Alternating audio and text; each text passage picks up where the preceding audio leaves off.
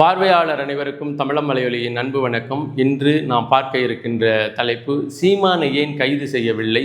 சீமான் அவர்களை கைது செய்யாவிட்டால் தமிழகம் முழுமைக்கும் மிகப்பெரிய ஆர்ப்பாட்டங்களை நாங்கள் நடத்துவோம் என்று புதிய தமிழகம் கட்சியினுடைய நிறுவனராக இருக்கின்ற திரு கிருஷ்ணசாமி அவர்கள் அறிவித்திருக்கிறாரு. அந்த அறிவிப்பானது இன்றைய காலையில் அவசர செய்தியாக காட்சி ஊடகங்கள் எல்லாம் ஒளிபரப்பப்பட்டதை நம்மளால் பார்க்க முடிகிறது.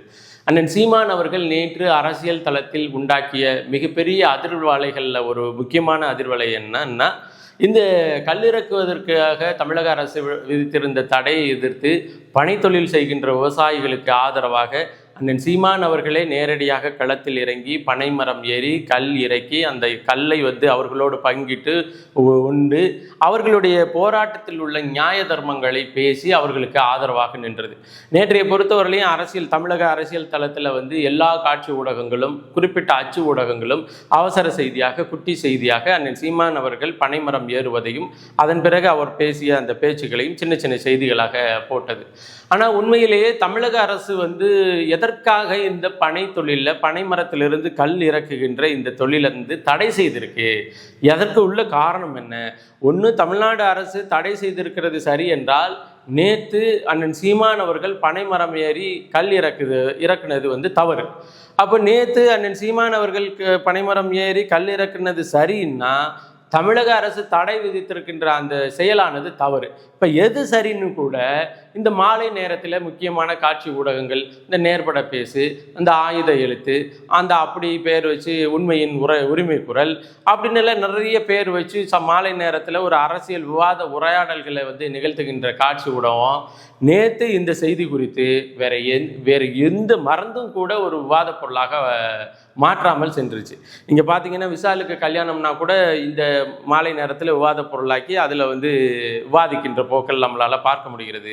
ஆனால் கல்லிறக்கும் போராட்டத்திற்கு மிக முக்கியமாக அவரே களத்தில் இறங்கி நாம் தமிழர் கட்சியினுடைய தலைமை ஒருங்கிணைப்பாளர் மரத்தில் ஏறி கல் இறக்கி அவர்களோடு நடத்திய போராட்டம் குறித்து அது சரியா தவறா, சீமான் செஞ்சது சரியா தவறா, தமிழக அரசு தடை விதித்திருக்கிறது சரியா தவறான்னு கூட ஒரு விவாத பொருளாக மாற்றாமல் விட்டது தான் இந்த காட்சி ஊடகங்கள் திராவிட முன்னேற்ற கழகத்திற்கு அடிமை வேலை செய்கின்றது என்பதை நம்மளால பார்க்க முடிகிறது. இப்போ இது எல்லாம் தாண்டி சீமானவர்களை இந்த அரசியல் பெருஞ்சொல்லாக மாற்றப்பட்ட இந்த கல்லிறக்கும் போராட்டத்திற்கு ஆதரவாக இந்த நின்ற செயலை குறித்து சில அரசியல்வாதிகள் நேரடியாகவும், சில பேர் உள்ளுக்குள்ளேயே புழுங்கிட்டு ஐயோ இதை எப்படி நம்ம ஹேண்டில் பண்ணுறதுன்னே தெரியலையே அப்படிங்கிற வருத்தத்தில் சிலரை விட்டு பேச வச்சதையும் நம்மளால் பார்க்க முடிகிறது. குறிப்பாக அம்மையார் கனிமொழி அவர்கள் இதில் மிகப்பெரிய அளவில் அரசியல் அதிர்ச்சிகளை உருவாக்கி கொண்டு தனக்குள்ளேயே அவங்க பேச வேண்டிய அந்த பேச்சுக்கு பேசாமல் திருச்செந்தூர் முருகன் கோயிலில் குடமுழுக்கு நடத்துறது அந்த துறையை நிர்வகிக்கின்ற இந்து சமய அறநிலையத்துறையிலையும் கையிலையும் அந்த பக்தர்கள் கையிலையும் இருக்குது, அரசியல்வாதிகள் கையில் இல்லை அப்படின்னு சொல்லி ஒரு கருத்தை சொல்லிட்டு அம்மையார் போயிட்டாங்க. உண்மையிலேயே அவங்களுக்கு அதில் கருத்து சொல்ல விருப்பம் இல்லை, அதை நம்மளாலே பார்க்க முடிகிறது. ஆனால் இந்த கல்லிறக்கும் போராட்டத்தில் அண்ணன் சீமான் அவர்கள் நின்றது குறித்து கருத்து சொல்லாமே இருக்க முடியல, கருத்து சொல்லவும் இல்லை அப்படிங்கிற நிலைமையை எப்படி பார்த்தோம்னா, அம்மையார் கனிமொழி அவர்களினுடைய ஊதுகுழலாக இருக்கின்ற வன்னி அரசு அவர்கள் வெளியிட்ட அந்த செய்தியிலிருந்து தான் உண்மையிலேயே உங்கள் வன்னி அரசு கனிமொழி அவர்களினுடைய பாதிப்பை ஆதங்கத்தை வெளிப்படுத்துகிறாரு அப்படிங்கிறத நம்மளால் பார்க்க முடிகிறது. உண்மையில் வன்னி அரசு அவர்கள் என்ன மாதிரியான செய்தியை வெளியிட்டிருந்தாருன்னு நேற்று நீங்கள் பார்த்துருப்பீங்க. சீமான் அவர்கள் இந்த கல்லிறக்கி குடித்து அவங்க போராட்டத்திற்கு ஆதரவு கொடுக்கறதன் மூலமாக பனையேறி செய்கின்ற தொழில் ஒரு குலத்தொழிலாக மாற்றப்படும், இவர் வர்ணாசிரம பேத நிலையை உருவாக்குவதற்கு இந்த வேலையை செய்கிறாரு, இது தவறான முன்னுதாரணமாக ஆகிவிடும், அதை இல்லாமல் இது சட்டத்திற்கு புறம்பானது அப்படின்னு சொல்லி திரு வன்னியரசு கருத்தை பதிவு பண்ணியிருக்கிறாரு. உண்மையிலேயே அண்ணன் சீமான் அவர்கள் அந்த மேடையில் பேசினது, அந்த நிகழ்ச்சிக்கு வந்தது, அந்த நிகழ்ச்சிக்கு முன்னாடி அவர் செய்தது, இது எல்லாமே மிகப்பெரிய அளவில் மிகப்பெரிய அரசியல் அச்சத்தை கொடுத்தது கனிமொழிக்கு தான். ஏன்னா தூத்துக்குடியிலேருந்து கிளம்பி தூத்துக்குடியில் இருக்கின்ற காமராஜர் சிலைக்கு அண்ணன் சீமான் அவர்கள் மாலை அணிவிக்கிறாங்க. மாலை அணிவிச்சுட்டு வரும் பொழுது அவர் உடுத்தி இருக்கின்ற அந்த உடையில் வந்து சாதிகள் இல்லை அடி பாப்பா அப்படிங்கிற ஒரு டிஷர்ட் போட்டிருக்கிறாங்க. அந்த டிஷர்ட்டோடு வந்து தான் பனைமரம் ஏறி கல் இறக்கி அந்த போராட்டக்காரர்களுக்கு ஆதரவாக நின்று அவர்களோடு பகிர்ந்து கொண்டு அதன் பிறகு அந்த போராட்டத்தில் உள்ள நியாயம் குறித்து, அந்த போராட்டத்தில் உள்ள தற்சார்பு பொருளாதாரம் குறித்து, தமிழ்நாடு அரசு எதற்காக இதில் வந்து தடை விதிச்சிருக்கு அப்படிங்கிற காரணம் குறித்து மிக தெளிவாக பேசியிருக்கிறாங்க.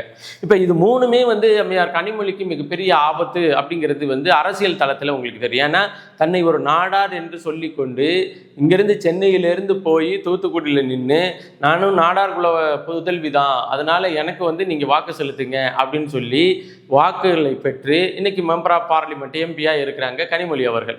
இப்போ வந்து அண்ணன் சீமான் அவர்கள் வந்து காமராஜர் சிலைக்கு போடுவதும் மாலை போடுவதும் அதன் பிறகு சாதிகள் இல்லையடி பாப்பான்னு ஒரு டிஷர்ட் அணிஞ்சிட்டு வந்து அங்கே கல் இறக்கி அந்த மேடையில் வந்து பனை தொழில் வந்து ஒருவர் செய்கின்ற குலத்தொழில் கிடையாது, இது அரசே எடுத்து நடத்த வேண்டிய மிக முக்கியமான தொழில். நாம் தமிழர் கட்சி ஆட்சிக்கு வந்த பிறகு இப்படியெல்லாம் நம்ம படிக்கட்டு வச்சு ஏறுகின்ற அந்த சூழல் இல்லாமல் நேரடியாக விசையுந்து ஏணிகள் மூலமாக இதுன்னு எல்லாரும் இந்த தொழிலை செய்கின்ற ஒரு ஆட்களாக அரசு தொழிலாக இதை மாற்றுவேன் அப்படின்னு சொல்லியிருக்கிறாங்க. இதற்கு இடையில இதை நேரடியாக எதிர்க்க முடியாத உடன்பிறப்புகள் வந்து சீமான் வந்து அவ்வளோ பயில்வான் அப்படின்னு சொன்னார், அவர் வந்து தனியாக மரத்தில் ஏறாமல் ஏணி கட்டி ஏறிட்டாரு அப்படின்னு எல்லாம் பேச முடிஞ்சது. உண்மையிலேயே அங்கு இருக்கின்ற நிலவரம் குறித்து, இன்னைக்கு இருக்கின்ற சூழல் குறித்து எதையுமே தெரியாத ஒரு பைத்தியங்க தான் இது மாதிரி பேசும் அப்படிங்கிறத நம்மளால் பார்க்க முடிகிறது. அதே போல் இன்னைக்கு பனையேறி பாண்டியன் அவர்களும் இன்னொரு இந்த நாடார் சங்க தலைவராக இருக்கின்ற ஒருத்தரும் வந்து ஒரு முக்கியமான காணொலி பதிவு போட்டிருக்கிறாங்க. அதாவது அண்ணன் சீமான் அவர்கள் பனையேறிய அதே இடத்துல கிட்டத்தட்ட ஒரு 7-8 மரங்கள் வந்து கல் இருக்கின்ற அந்த கலையம் கட்டியிருக்கிறாங்க. அந்த 7-8 மரத்துலையும் அந்த கட்டை கட்டி தான் இருக்கிறாங்க. ஏன்னா இங்கே வந்து தனியாக மரம் ஏறுகின்ற அந்த வழக்கு முறை அங்கே இல்லாமல் போயிடுச்சு. இப்போ இது மாதிரி கட்டம் கட்டி தான் ஏற முடியுது. ஒரு சில பனையேறிகள் தான் அதை வந்து அதாவது கட்டையே கட்டாமல் ஏறுகின்ற சூழல் இருக்குது. அப்போ எல்லாருக்கும் அங்கே முடியாமல் இருக்குது, அதனால தான் இந்த கட்டையை கட்டி வச்சுருக்கிறோம் அப்படின்னு அவங்க இன்னைக்கு தெளிவாக காணொலி பதிவு போட்டிருக்கிறாங்க. அதையுமே அண்ணன் சீமான் அவர்கள் வந்தவொடனே எதற்கு கட்டை கட்டி வச்சுருக்கிறீங்க, நான் அப்படியே ஏறுவேன் அப்படின்னு சொல்லியிருக்கிறேனே அப்படின்னு சொன்ன பிறகு இல்லை நீங்கள் இப்போ கட்டை கட்டாத மரத்துலலாம் களையம் கட்டாமல் இருக்குது, களையம் கட்டின மரத்துலலாம் கட்டை கட்டி இருக்குது, அதனால இப்போ அந்த கடைசி நேரத்தில் அதை மாற்ற முடியாதுன்னு நீங்கள் இதிலே ஏறிடுங்கன்னாங்க. அப்படியும் ஏறி அங்கே போய் இறங்கும்போது இந்த காலெல்லாம் வந்து உராய்ப்பு ஏற்பட்டு சிராய்ப்போட புண்ணம் இதெல்லாம் இருந்தது, பார்க்க முடிஞ்சது. அதன் பிறகு மேடையிலையும் அண்ணன் சீமான் அவர்கள் இது வந்து ஒரு குலத்தொழில் இல்லை அப்படின்னு சொல்லி பதிவு பண்ண பிறகும் மன்னிய அரசு வந்து இது குலத்தொழிலாக மாற்ற பார்க்கிறாருன்னா எவ்வளோ பெரிய அருவருக்க செயலாக இதை பார்க்கிறார்கள் அப்படிங்கிறத நம்மளால் பார்க்க முடிகிறது. அதே போல் எந்த அளவிற்கு அண்ணன் சீமான் அவர்களால் பாதிப்படைஞ்சிருக்கிறாங்க அப்படிங்கிறதையும் பார்க்க முடிகிறது. இதற்கு இடையில தான் புதிய தமிழக கட்சியினுடைய நிறுவனராக இருக்கின்ற ஐயா கிருஷ்ணசாமி அவர்கள் ஒரு அறிவிப்பை வெளியிட்டிருக்கிறாரு.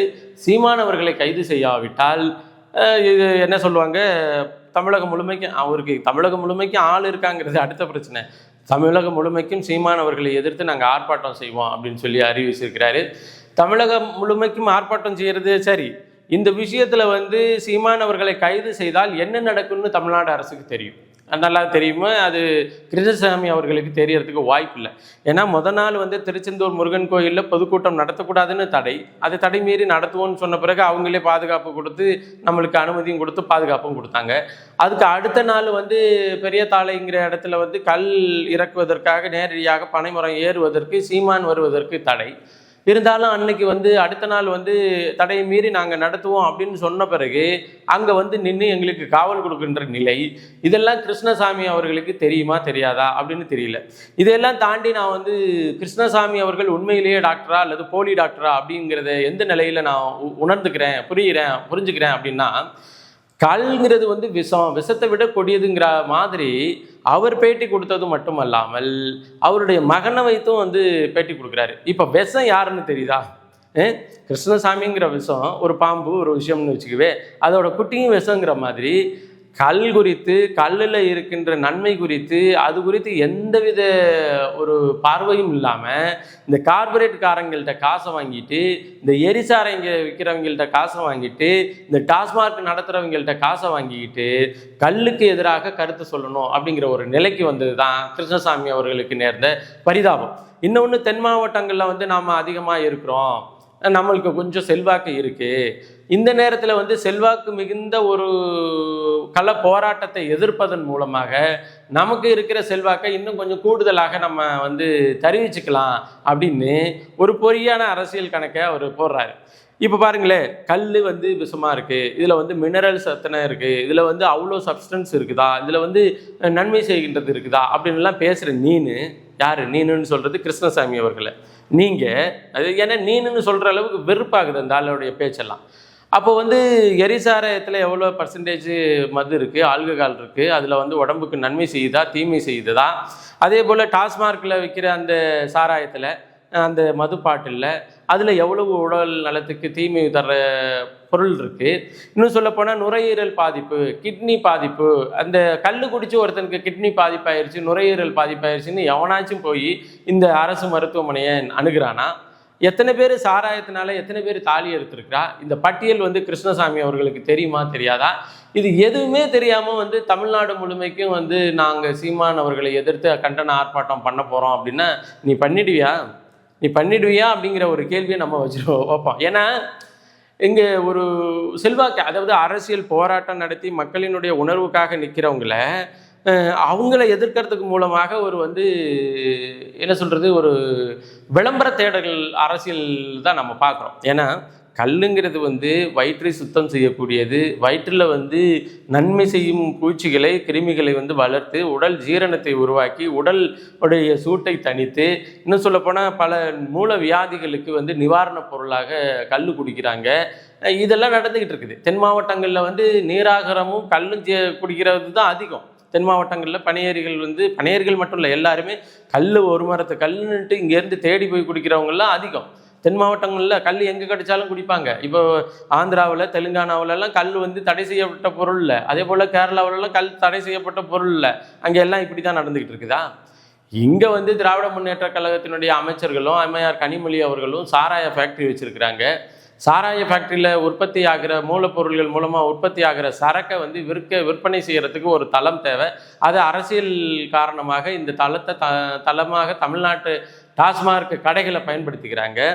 ஒருவேளை கல் இறக்குமதி செய்ய அனுமதி கொடுத்து அதன் மூலமாக இறக்குமதி ஆகி அது விற்பனையாகி அதன் மூலமாக டாஸ்மார்க் வருமானம் பாதிக்கப்பட்டால் மக்கள் நல்லா வந்துருவாங்க. இந்த சாராய ஃபேக்ட்ரி வச்சிருக்கிற கருணாநிதி குடும்பத்தினுடைய வாரிசுகள் நல்லா இல்லாமல் போயிடும் அப்படிங்கிறதுனால அவங்க எதிர்க்கிறாங்க, அவங்க தடை விதிச்சிருக்கிறாங்க. உனக்கெல்லாம் என்ன வாரிட்டு போகுது அப்படிங்கிற கிருஷ்ணசாமி அவர்களுக்கெல்லாம் என்ன வாரிட்டு போகுது? ஒரு ஒரு முன் தமிழ் சமூகத்தில் செஞ்ச ஒரு தொழிலை, ஒரு முக்கியமான பொருளாதாரம் இருக்கின்ற ஒரு தொழிலை நீ ஒரு சாதிய முத்திரை கொடுத்தி, அதுக்கு ஒரு காரணம் கொடுத்தி, அது வன்னியரசு சாதிய முத்திரை குத்துறாரு. இவர் அப்படியே டாக்டர் இல்லையா? டாக்டர் உடல் நலம் குறித்து பேசினா எல்லாரும் நம்பிடுவாங்கன்னுட்டு இவர் உடல் நலம் குறித்து பேசுகிறார். நான் என்ன சொல்கிறேன், நீ மருத்துவர் தானே, ஒரு பாட்டில் கல்லை எடுத்துக்கோ, இன்னொரு பாட்டில் சாராயத்தை எடுத்துக்கோ, எரிசாராயத்தை எடுத்துக்கோ. இது எல்லாத்தையும் எடுத்துகிட்டு போய் கெமிக்கல் அனாலிசிஸுக்கு கொடு. அதாவது வால்யூமெட்ரிக் அண்டு குவான்டிடேட்டிவ் அனாலிசிஸ்னு வேதியியலில் இருக்குது. இது ரெண்டையும் கொடு.